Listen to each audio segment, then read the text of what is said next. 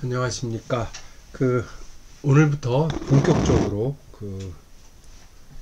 모시의 대서라고 알려진 부분을 읽도록 하겠습니다. 지난번까지 제가 한번 전체를 다 훑어서 읽어봤는데 공중공중 읽었죠. 오늘부터 읽는 부분, 오늘 읽는 부분부터는 좀 세밀하게 읽어야 되겠길래 제가 그렇게 했습니다. 전체적인 틀을 좀 갖추시고 그런 거 있지, 흐름을 좀 염두에 두시고 오늘부터 들으시면 될 것 같아요. 짧은 부분입니다. 오늘 읽을 부분은 이런 거죠. 관전은 후비지 덕야라 풍지시야라 소위 풍천하이 정부부야라 고로 용지항인원하고 용지방국원이라 풍은 풍냐여 교야며 풍이 동지하고 교의화진이라. 여기까지죠. 전체적으로는 여기서 이제 끊기도 하고 여기도 끊기도 하는데 이 부분만을 소서라고 이제 얘기하는 사람들도 있어요. 뒤에 가면 또 소서부분이라는 부분이 있는데 이 부분을 소서부분이라고 얘기를 하고 뒷부분부터 대서다라고 얘기하는 의견도 있긴 합니다. 참고하시기 바랍니다. 왜 그러냐면 이제 시경 300편을 읽다 보면 앞에 시가 딱 나오면 그 시의 제목을 두고 제목에 대해서 전체적으로 설명하는 글이 짧게 나오거든요. 이게 정확히 그 형식을 밟고 있기 때문에 이것이 소서다 이렇게 얘기하는 사람이 있죠. 시에 대해서 간략히 설명하는 것. 그리고 이제 다음부터 읽을 부분은 이 시에 대한 본격적인 논의가 진행되고 전체를 다 포괄할 수 있기 때문에 대사라고 한다는 거 제가 몇 번 말씀드렸죠. 이 해석은 관전은 후비지 덕야라 해서 여기서 끊기도 합니다. 문장을 끊을 때 여기 끊기도 하고 풍지시야 요렇게 풍지시야라 하고 이 풍을 여기서 받기 때문에 얘기를 한. 그리고 여기서 문장은 끝나죠. 그리고 풍에 대한 일반적인 설명이 나아가게 되죠. 해석을 한번 해보겠습니다. 관전은 후비의 덕이다. 관전은 후비의 덕을 나타낸 시다. 이렇게 볼 수 있죠. 그러면서 풍의 시작이다. 풍의 시작인 건 구풍. 시에 이제 구풍이 있고 풍, 그 다음에 이제 아라는 게 있고, 그쵸? 아가 있고, 그 다음에 송이 있죠. 여기 아는 이제 대아가 있고 소아. 그래서 이제 보통 세 개로 나누죠. 이 장르별로 분류를 하자면 이 구풍의 시작이다 라는 뜻이기도 해요. 관저부터 딱 피면 시경의 시작, 전체의 시작이기도 하고 국풍의 시작이다 라고 얘기를 하죠. 근데 국풍의 시작이다 라고 얘기를 하는데 그때서 이 풍이라고 하는 건 여러 가지 뜻이 있죠. 그래서 이 풍이란 말을 받아서 풍의 시작인데 소위 이것을 써서 소위자 이것을 써서 천하를 풍하고 부부를 정한다 이렇게 되어 있죠. 해석 안 하고 일단 넘어가겠습니다. 그렇기 때문에 이것을 향인에게도 쓸 수가 있고, 이건 시골 사람이지만 그 마을 사람들, 국가를 이루고 있는 마을 단위 작은 마을에서 쓰인다는 얘기죠. 향인에게도 쓸 수 있으며 제후국에도 쓸 수가 있다.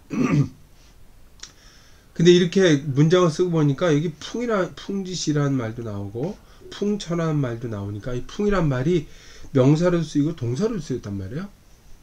그리고 의미가 달라지기도 하니까 풍은 풍이기도 하고 바람이기도 하고 가르침이기도 한다 이렇게 얘기를 하면서 풍이란 뜻이 많다 얘기를 하면서 이 바람을 써서 사람을 움직이고 격동시키고 감동시키기도 하고 교의 뜻이 있기 때문에 이 가르침을 통해 사람을 변화시킨다 이렇게 얘기할 수가 있죠.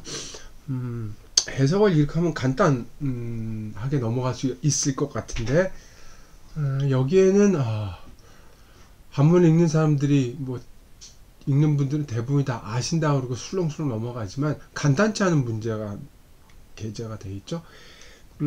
풍과 덕이라고 하는 관계가 어떻게 되는 것이냐.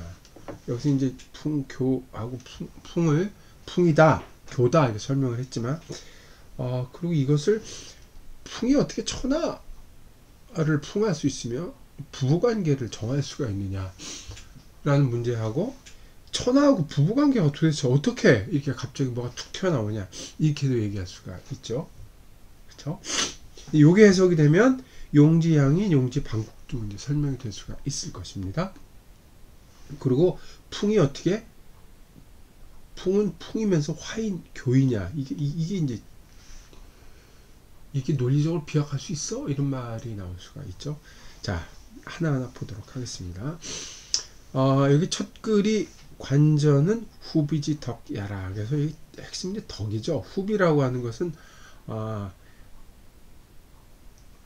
왕의 정부인이죠. 왕은 예전에 이제 그 위계가 있기 때문에 정부인을 두고 정부인 아래에 위계를 둬서 부인을 여럿이 있지만 이름을 나눴죠. 비, 빈, 뭐 여러 가지 이름으로 뭐 희, 이렇게 이름을 위계에 따라 뒀죠. 관전은 후비의 덕을 나타낸 시다라는 게 이 시의 기본적인 전제입니다.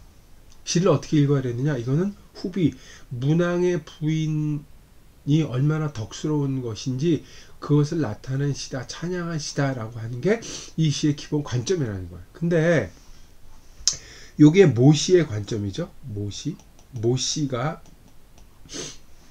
모형이라고 하는 사람이, 그리고 모장에게 전해진 모시 학파의 그 뭐라 그럴까, 시 해석 방법이죠. 근데 이 노나라 사람들이 노나라 학파에서 시를 해석하니 이거를 자시로 봤어요. 풍자한 시를 봤습니다. 그러니까 이 관저시를 보고 옛사람들이 읽는 방식이 달랐다는 걸 여기서 알 수가 있죠. 옛날에 시는 이제 4개가 있었죠. 노나라에서 시를 공부를 했고, 그 다음에 제나라에서 시를 공부를 했고, 조선이 이게 아닌데 제가 시를 공부를 삼학파가 있죠.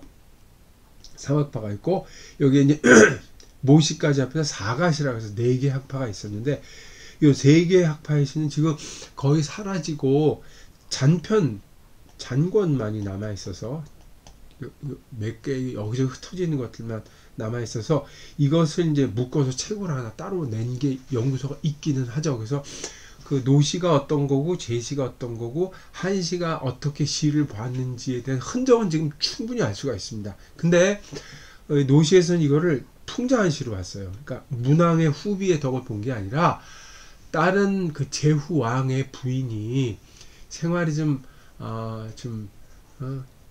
아름답지 못해서 그거를 풍자한시로 이걸 해석하죠. 중간에 보면 뭐 밤에 잠도 못 자고 전전반측한다, 그리고 오매불망한다는 거를 여자가 너무 행실이 뷰티풀하지 않으니까 어찌할 줄 몰라서 그 괴로워하는 모습을 드러낸 것이라고 해석을 해서 이걸 풍자한시로 봤다, 이렇게 보기도 합니다.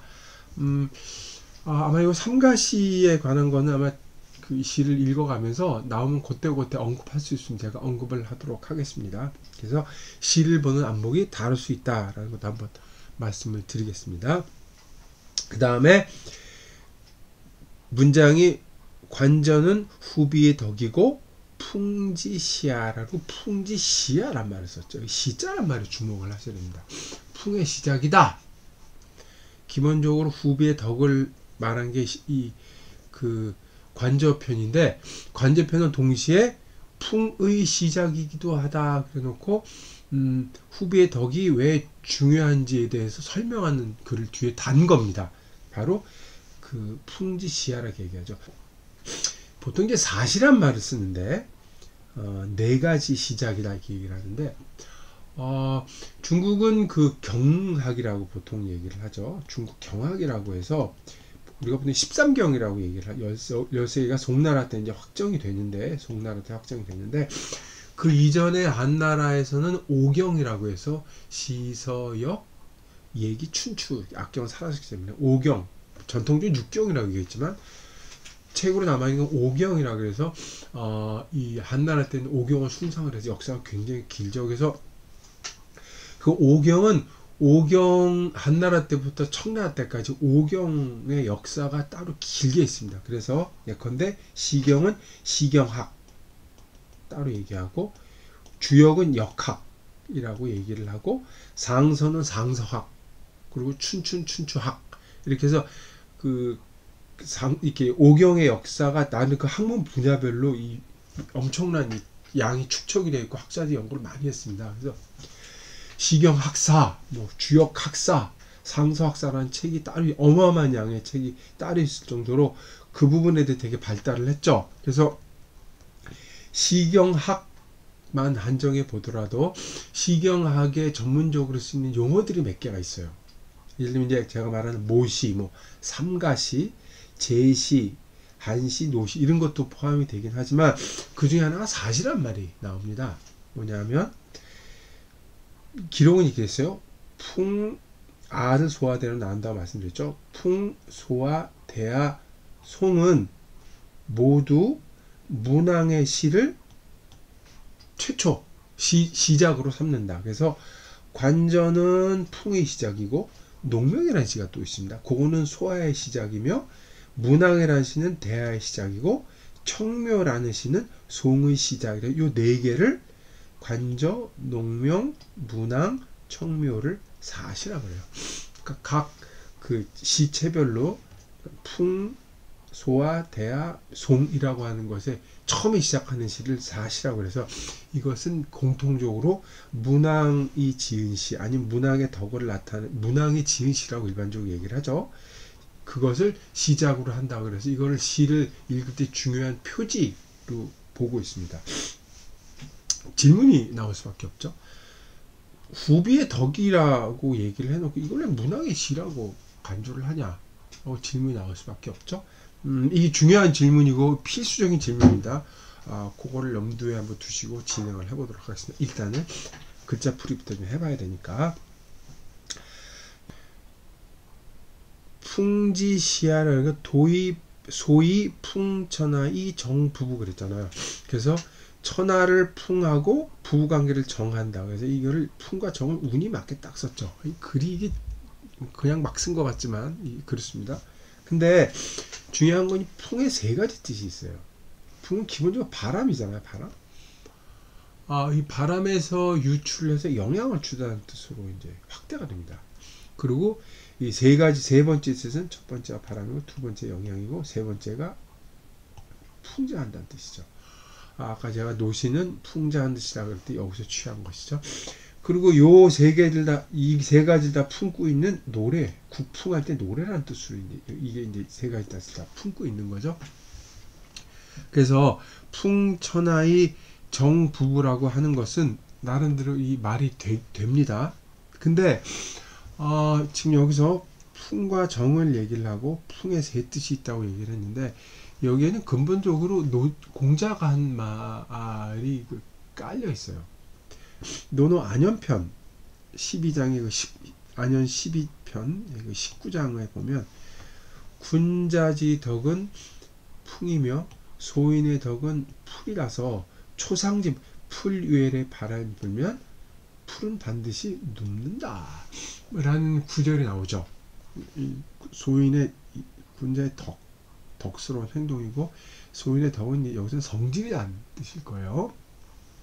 그러니까 군자의 덕이 바람과 같아서 바람이 풀이에 불면 이 소인들은 풀에 바람은 풀을 맞으면 엎드리잖아요. 여기서 이제 바람은 단순히 바람이기도 하지만 영향을 주다, 영향을 미치다라는 뜻이 되죠.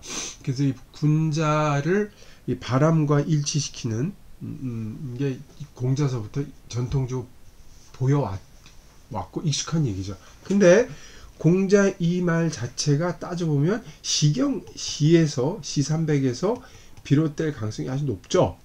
공자가 시를 잘 읽고 이것을 재창조해서 한 말이라고 보는 게 맞을 겁니다. 이것이 다시 시를 해석하는데 중요한 동기와 자극이 되기도 하고 그렇죠. 그러니까 바람에서 비롯된 은유의 확장이 이 군자에게로 연결이 되고 군자는 통치자가 되고 이 백성에게 미치는 통치자의 영향을 여기서 우리가 이제 가늠해 볼 수가 있죠. 분명히 이때의 영향력은 도덕적 가마력입니다. 이제 군자라고 하는 통치자가 이제 폭군이거나 나쁜 사람일 때는 백성에게 나쁜 영향을 미친다고 말할 것도 없죠. 그러나 공자는 시에서 도덕적 가머령을 얘기를 했기 때문에 좋은 뜻으로 봐야지만 이 시가 얘기할 수 있겠죠. 그래서 후비지 덕이라는 것도 군자의 덕이라는 동일선상에서 얘기를 할 수 있는 근거가 여기서 마련이 되는 거죠.